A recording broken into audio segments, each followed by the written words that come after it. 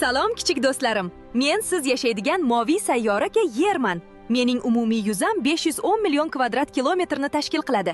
Shundan 70% suv, ya'ni ulkan okeanlardir. Qolgan 30% esa quruqliklardir. Men Quyosh tizimidagi hayot bor bo'lgan yagona sayyoraman. Keling, mening ichki dunyoyimga sayohat qilamiz. Men yer po'slog'iman. Sayyoraning eng ustki va eng yupqa qatlamiman.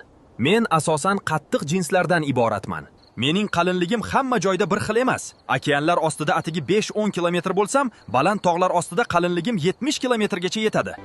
Men butun dunyoni o'z ustimda ko'tarib turaman. Men yer po'slog'ining ostida joylashgan mantiyaman. Mening qalinligim naq 2900 kilometrni tashkil qiladi. Bu yerda juda issiq, harorat 2000 darajadan oshadi. Men xuddi quyuq asal kabi sekin oqaman.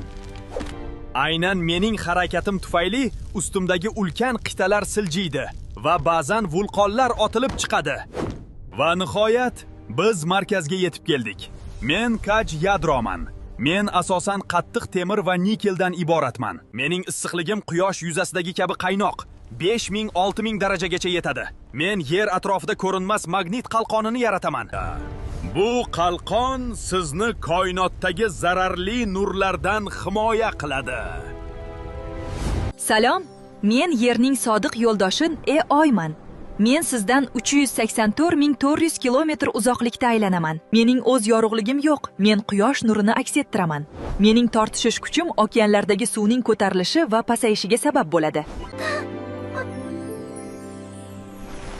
Men doim kechalari sizga yo'l ko'rsataman.